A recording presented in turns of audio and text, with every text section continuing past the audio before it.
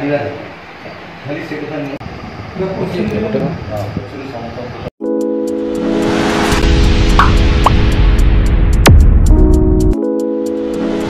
संपर्कर सूताक्षीटी को मजबूत करने गठन हेब शांति कमिटी। ढेंकीकोट ठारे पंचायत सभागृह एक शांति कमिटी गठन पर बैठक अनुष्ठित हो जाइछि। एही बैठकर आवाहक और सभापतित्व करथिले फांडी अधिकारी त्रिनाथ नायक। कार्यक्रम आभिमुख्य संपर्क में आलोकपात करथिले सांबादिक संजय कुमार साहू। सामंतरापुर और ढेंकीकोट ठारे बसवास करुथुबा संख्यालघु संप्रदायर व्यक्ति तथा हिंदू लोकमानंकु नै ए बैठक अनुष्ठित होइतिला। तेबे आसंतु संपूर्ण खबर को जानिबा। मो ना शेख मोहम्मद जावेर, घर सांतरापुर। अवश्य किसी दिन है मुझे ढेंकीकोट अवस्थापित करुँची। आज सर शुणा को मिलला आपण माने गोटे शांति कमिटी करिसेंती। यार उद्देश्य कौन सर?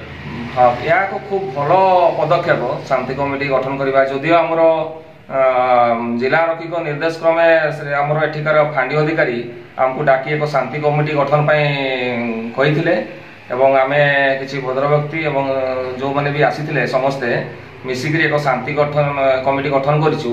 यार उद्देश्य होउची भाईचारा करिया पई। जदिओ विगत दिन में आमर अनेक वर्षरु आमे एठी मिळमिशी रहिछु। हिंदू मुस्लिम एवं अन्य संप्रदायर लोक भी मध्य अछंती।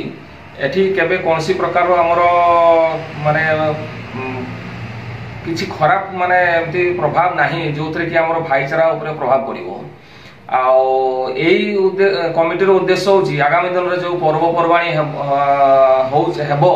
से आमे उभय हिंदू मुस्लिम एवं समस्ते जी भी अच्छा मिसिकी केमती ताकू सुफल करवा एवं आम भितर भाईचारा हम भाईचारा माने सृष्टि हेब कौन सी विशृंखला न हम से एक कमिटी गठन करागला। मो श्री त्रिनाथ नायक, ढेंकीकोट फांडी अधिकारी।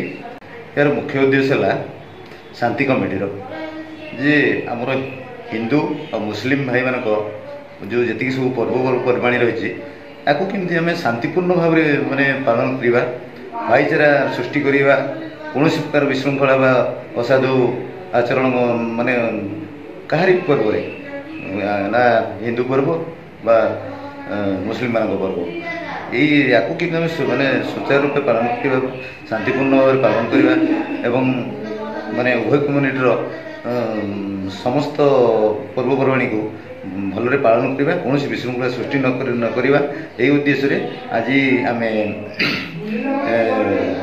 सांतरापुर ग्रामर मुख्य मुस्लिम कम्युनिटीर मुख्य तथा हिंदू मानकर मुख्य एटी आमर ढेंकीकोटर सेमती मुस्लिम कम्युनिटीर मुख्य आउ हिंदू मानकर मुख्य व्यक्ति मानक नहीं आज गोटे साधारण शांति कमिटी बैठक तेबे आपण माने शुणुले शांति कमिटीर उद्देश्य कौन, लक्ष्य कौन?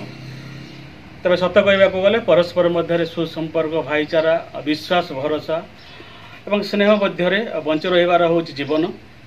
खुशी लगिला जे संख्यालघु संप्रदाय एवं हिंदू व्यक्ति मानक नहीं एक मिलित शांति कमिटी कर प्रारंभिक बैठक आसंता काली शांति कमिटी गठन कराहब। से विभिन्न दायित्व रे को माने रहिबे से तो पर कथा, किंतु आज जो प्रारंभिक बैठक निश्चय आगामी काली पे एक भल शुभ सूचना एवं लोक मानक पई यह प्रेरणार उत्स हम। लोक माने किछि जानि परिबे जे पर शांति कमिटीर गुरुत्व कौन, महत्व कौन, उद्देश्य कौन एवं कहीं कमिटी करा जिवो। तेणु तुम आम अपेक्षा करवा शांति कमिटी गठन होला पर्यंत। मु संजय कुमार साहू, दिगंत न्यूज, घटगां ब्लॉक प्रतिनिधि।